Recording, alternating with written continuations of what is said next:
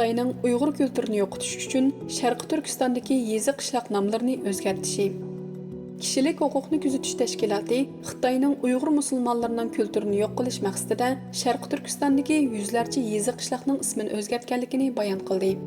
Mazkur tashkilotning doklatiga binoan Sharqi Turkistondagi yezi qishloqlar orasidagi yuzlarcha yezi qishloq dinga aloqador ism bilan yoki Uyg'ur külturiga aloqador ism atiladigan bo'lib, bu xil yezi qishloqlarning ismi 2009-yildan 2023 yilgacha bo'lgan davrlarda o'zgartirib etilgan. Xitoy tarqatgan manbalarga binoan Sultan, Gumbaz degan ismlarni o'z ichiga olgan yezi qishloq ismlari ittifoqliq, Baxit deganga o'xshash ismlarga o'zgartirib etilgan. Lekin Londondagi Xitoy elchixonasi kishilik huquqni kuzatish tashkilotining bu haqdagi doklad va bayonlarini inkor qildi. Yaqinqi yillarda Xitoy doiralari Uyg'urlarni Xitoy kulturiga assimilyatsiya qilish uchun Sharqi Turkiston jamiyatini yuqori besim bilan uzil-kesil o'zgartirish uchun tirkashmoqda. Kishilik huquqni kuzatish tashkilotidagi tadqiqotchilar va Norvegiyani markaz qilgan Uyg'urga yordam qurilishidagi izlanuvchilar Xitoy davlatlik statistika idorasining tor betidan Sharqi Turkistondagi yezi qishloqlarning 14 yil mobaynidagi ismlarini tekshirib chiqdi.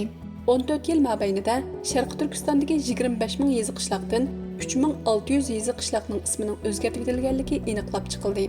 Kishilik huquqni kuzatish tashkilotiga ko'ra, bu ism o'zgartish qilmishining ko'pinchisi normalda ko'rinsa-mu, Uyg'ur yezi qishloqlar orasidagi nomi dinga yoki kulturga chetishlik bo'lgan yezi qishloqlardan 5 dan birining yoki 630 yezi qishloqning ismi o'zgartirib etilgan. Sopizmcha diniy atalg'u hisoblangan xo'ja yoki sulton va yoki milliycha siyosiy atalg'u hisoblanadigan beg qatorliq faxriy unvonlar mavjud bo'lgan yezi qishloq nomlari Xitoy Kompartiyasining ideologiyasini aks ettirdi deb qaralgan birlik, ittifoqliq va baxit qatorliq ismlarga o'zgartirildi. Kishilik huquqni kuzatish tashkilotining dokladidagi bir o'rnakda Sharqi Turkistonning janubiga to'g'ri keladigan Aqtu nahiyasi qarashliq Oq Masjid kentining nomi 2018-yili ittifoq kentiga o'zgartirib etilgan. Barğancha avayotgan dalil paketlar Xitoyning Sharqi Turkistondagi Uyg'urlarning kishilik huquqini sistemalik ravishda dafsana qilayotganligini dalillaydi. Londondagi Xitoy elchixonasining bayonotchisi BBC'ga qilgan so'zida bu vaqtdagi ayblashlarni rad qilib, Xitoyda barcha millatlar qonunga uyg'un ravishdagi diniy e'tiqod erkinligiga ega. Uyg'urlarning va boshqa oz sonli millatlarning tili va kulturi qo'g'dalmoqda va qo'llashga erishilmoqda dedi. Uyg'urlar kim? Sharqi Turkistonda taxminan 20 million Uyg'ur yashaydi. Chin ateist davlat bo'lsa-mu, Xitoy rahbarlari diniy erkinlikka keng qo'rsoq muomala qilganligini aytishadi. Halbuki kuzatchilar yaqinqi yillarda Xitoyda umumiy ravishda dinga qarshi bostirishga shohid bo'lganligini aytmoqda.